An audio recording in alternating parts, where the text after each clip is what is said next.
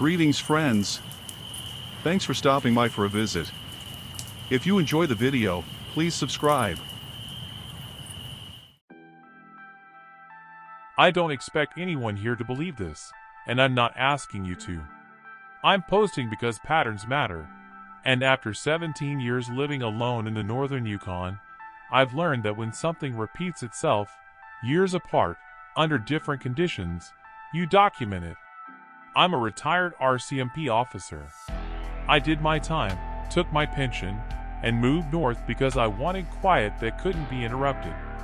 No town council, no neighbors close enough to borrow sugar from, no cell service unless the weather feels charitable. The nearest person lives miles away, and in winter those miles might as well be another planet. I don't drink. I don't use drugs. I don't scare easily. I spent most of my career sorting truth from noise, and I'm good at noticing what doesn't fit. My cabin sits just inside the tree line, facing a frozen river that only pretends to sleep in winter. I heat with what I cut myself. I hunt, trap lightly, and supplement with what I bring in from town once every few months. Wildlife is constant up here. Foxes, lynx, moose, ravens bold enough to watch you work. Over time, a few animals learned I'm not a threat. I leave food out at a distance, nothing foolish, nothing that would make them dependent. They come and go on their terms. That matters later. The first strange thing happened about 3 years after I moved in. At the time, I dismissed it. People who live up here will understand this. The North produces odd moments. You laud them mentally and move on. The snow plays tricks. The silence gets loud. Your brain looks for company. But then it happened again years later. And then again. The encounters, if that's the right word, are spaced far apart. Long enough that you convince yourself the last one didn't mean anything. Long enough that you feel foolish bringing it up, even anonymously on the internet. They don't come with growls, or glowing eyes, or anything that would make this easy to categorize. Most of the time, I don't see anything at all. I see what's left behind. I see tracks that don't belong to anything I can name. Objects placed deliberately where they shouldn't be. Small constructions made of forest debris that look accidental until you realize they're not. The kind of things you'd miss if you weren't trained to look at ground, snow, and disturbance patterns for a living. I want to be very clear about something before I continue. I am not claiming there are gnomes living in the Yukon forest like something out of a storybook. I don't have a better word, and neither do the handful of indigenous elders I carefully questioned without pushing. They just smiled and told me the land has its own ways of watching back. I only saw one once. Just once. And even then, not directly. Everything else I know comes from what it chose to leave where I'd notice. If you're still reading after that, I'll lay it out in order. This first encounter happened in late winter, about 3 years after I moved north. February, maybe early March. The kind of cold where sound travels too far, and your breath hangs around longer than it should. I'd gone out early to split wood. Overnight snow had fallen, clean, uninterrupted, the kind trackers dream about because it tells you exactly what moved and when. No wind. No drifting. Just a blank page laid over the ground. I noticed the tracks before I noticed anything else. That's training. You don't look for objects, you look for disturbance. At first, I thought it was a fox. The spacing was wrong though. Too narrow. Too regular. Whatever made them hadn't sunk much into the snow, which was odd given the depth. They looked more like impressions than prints. Like something light had skimmed the surface instead of walked through it. I followed them toward my woodpile. They didn't come from the tree line. They didn't lead back to it either. They just appeared. A dozen steps, maybe 15, and then nothing. No scuffing. No turn. No sign of where the weight went. That's when I saw it. At the base of a black spruce, About 20 feet from my cabin, there was something resting on the snow. Not dropped. Placed. It was small, maybe 8 inches tall, roughly human-shaped, if you squinted, made from twigs lashed together with what looked like dry grass or sinew. The body was packed with moss. The head, if you could call it that, had 2 shallow indentations pressed into it. Not eyes. Just enough to suggest where eyes would be. There were bits of fur woven into it. Rabbit, I'm almost certain. I'd skinned enough over the years to recognize the texture. It wasn't sloppy work either. Whoever made it knew what they were doing. The effigy was facing my cabin. That's the part that stuck with me. I stood there for a long time, just looking at it. No fear. No adrenaline.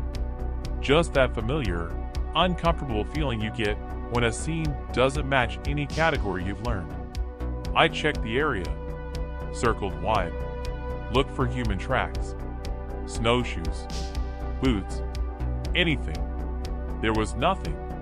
Not even a place where someone might have stood to build the thing. No knee impressions. No dropped snow. No disturbed branches. I took photos. I still have them somewhere, I think, but they never captured what bothered me about it. Scale gets lost in pictures. So does intent. I didn't touch it. That was another instinct. If you don't understand something, you don't interfere. You mark it, you note it, and you come back later. I finished splitting wood and kept an eye on it all day. The animals I normally saw, ravens, a fox that passed through most mornings, never showed. The woods were quiet in a way I didn't like. Not dead. Watchful. That night, nothing happened. No sounds. No dreams worth mentioning. The next morning, I went out with coffee in hand, fully expecting the effigy to still be there. It wasn't. No tracks leading away. No disturbance where it had been lifted. Just clean snow and the faint outline where it had rested, already softening under sunlight. The animals didn't come back for 3 days. I told myself it was a prank, even though it couldn't have been. I told myself the North does strange things to your perception, even though I wasn't tired, drunk, or lonely enough for that explanation to work. I logged it mentally and moved on. For 6 years, nothing else happened.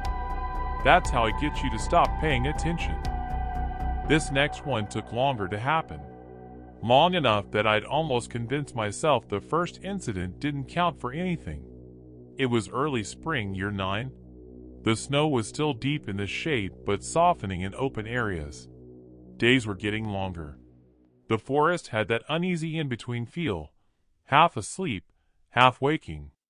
That's when mistakes get made, by animals and people alike. I was cutting a standing dead spruce about 100 yards from the cabin when I saw the tracks. They weren't fresh, but they weren't old either. Maybe a few hours. The sun had rounded the edges just enough to make them stand out. At first glance, I assumed they belonged to a child, which made no sense immediately after the thought crossed my mind. There are no children out there. I crouched and looked closer. The impressions were narrow. Too narrow for boots. No tread. No heel edge. The toes, if that's what they were faint but present, 5 shallow points pressed into the surface. The stride length was short, consistent, deliberate. Whoever, or whatever, made them had walked upright and unhurried. They were headed toward my cabin. That alone would have been enough to make me uneasy. But what bothered me most was how clean they were. No dragging. No missteps. No hesitation. They followed the easiest line through the trees, like they already knew the terrain. I followed them slowly, keeping my eyes up as much as down. Years of habit. You don't fixate. You observe. The tracks crossed an open patch where the snow had thinned, then continued for another 20 steps. And then they stopped. Not turned. Not veered off. Stopped. No scuff marks. No deeper impression like something had jumped. Just a final set of prints, neatly placed, and nothing beyond them. It was as if the thing that made them had simply decided it didn't need to touch the ground anymore. That was where I noticed the stones. They formed a loose circle, maybe 3 feet across, half embedded in the melting snow. Not large stones. Palm-sized, rounded, gathered from different places. Some still frosted, others wet and dark with thaw. They hadn't been there all winter. I would have noticed. I walked that route often. In the center of the circle was a piece of antler. Caribou, by the look of it. Cut clean at one end, smoothed by hand or tool at the other. There were shallow notches carved along its length. Not decorative. Functional. Intentional. I couldn't tell you what it was for, only that it wasn't random. I stood there longer than I should have. In policing, you learn that lingering too long at something you don't understand is how you miss what's happening behind you. Still, the forest was quiet. No birds. No wind. Just the slow drip of meltwater. I made a decision I wouldn't make again. I picked up the antler. It felt warmer than it should have. Not hot. Just not cold, despite having been in the snow. I remember that detail clearly because it didn't fit. I took it back to the cabin and set it on the table. Told myself I'd examine it in better light. Maybe bring it to town next time I flew out. That was the rationalization. That night, I didn't sleep much. Around midnight, I heard movement outside. Not heavy, not rushed. The sound of something brushing against logs. A faint tapping, like knuckles on wood. Slow, patient, never close enough to see through the window. Always just beyond it. My dogs, who had slept outside since they were pups, refused to leave the cabin. One of them growled once, low and uncertain, then pressed himself against the door. The sound circled the cabin twice and stopped. By morning, the woods were empty. No animal tracks. No sign of disturbance. Just the same quiet I'd noticed years earlier, stretched tight across the tree line. I didn't eat, didn't cut wood. I took the antler back to where I'd found it, and set it in the center of the stone circle. I didn't apologize. I didn't speak. I just put it back. That night, the sounds didn't come. The following morning, the tracks were gone, melted away. The stones scattered naturally, as if they'd never been arranged at all. The animals returned 2 days later. I wrote in my journal that night, something I hadn't done since my early years up north.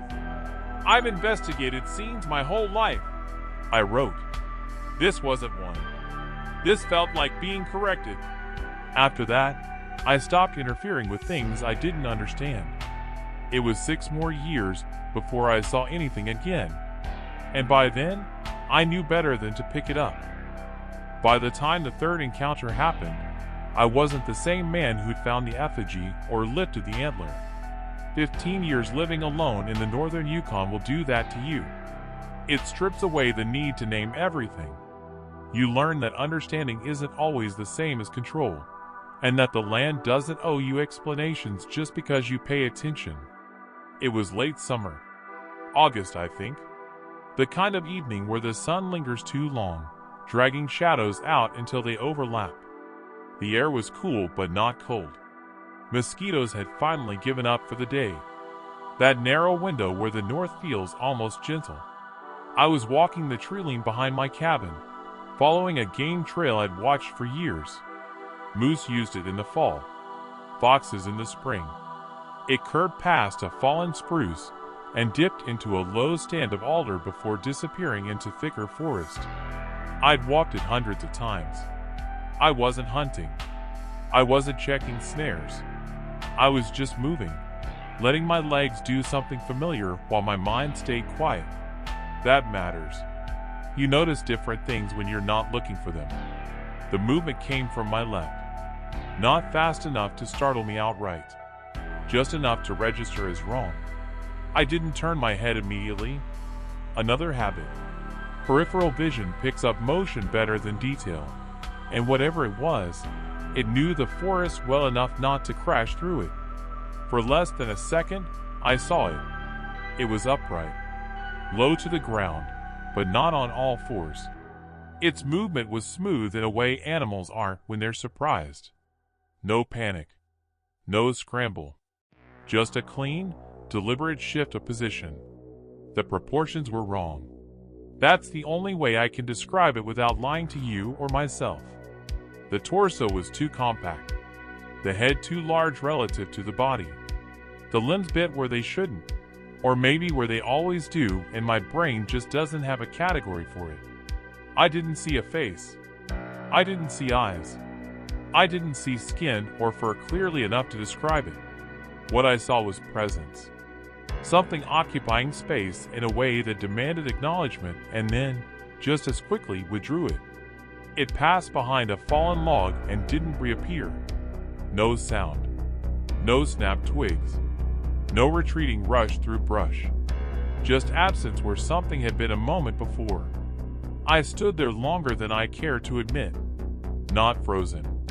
Not afraid. Just recalibrating. When I moved again, it was slow and deliberate. I approached the log from an angle, not directly. Old instincts, still useful. You don't assume anything about something that's already proven it can move without being heard. There was nothing behind the log. No tracks. No disturbed moss. No crushed undergrowth. Just a shallow depression in the soft earth, as if something had rested there briefly. The vegetation around it was pressed down in a way that suggested weight without violence. That was when I noticed the feathers. They were laid out neatly on the ground where I'd been standing moments earlier. 4 of them. Raven feathers. Glossy black, intact, aligned side by side. Bound together at one end with a thin strand of dry grass twisted tight. I hadn't dropped them. I would have noticed. I picked them up. This time, there was no warmth. Just the faint, clean smell of forest and bird oil. They fit easily in my palm. I felt no urgency to chase or investigate further. No spike of adrenaline. Just a calm certainty that whatever had happened was finished. So I left.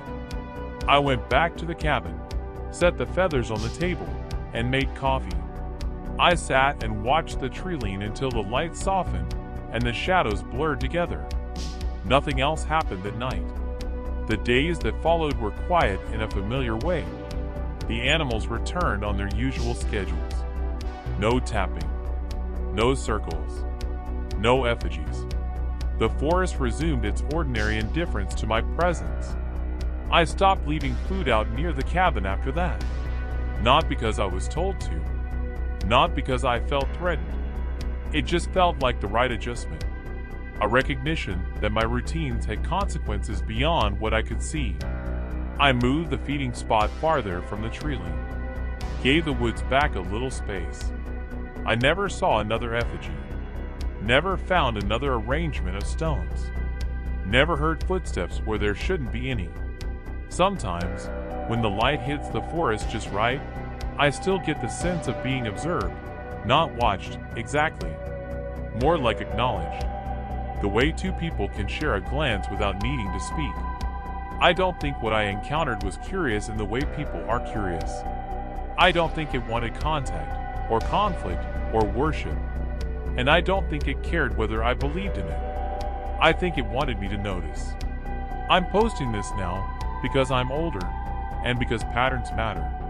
Because I spent my life telling people that truth doesn't disappear just because it's inconvenient or hard to explain. I don't expect this to change anything for me. I'll keep living the way I always have, quietly, respectfully, without pushing where I don't belong. If you live in places like this long enough, you learn that not everything hidden is meant to be found. Some things are just making sure you know they're still there. I'm not posting this to convince anyone or start arguments about folklore or psychology. I know what I saw, and I know what I didn't. I've lived out here long enough to tell the difference. I'm curious, though, especially if anyone reading this has spent real time in the north or other remote places. Have you ever noticed things that felt deliberate rather than random? Tracks that didn't resolve, objects placed where they shouldn't be, a brief glimpse you couldn't quite explain? I'm not looking for answers, just patterns.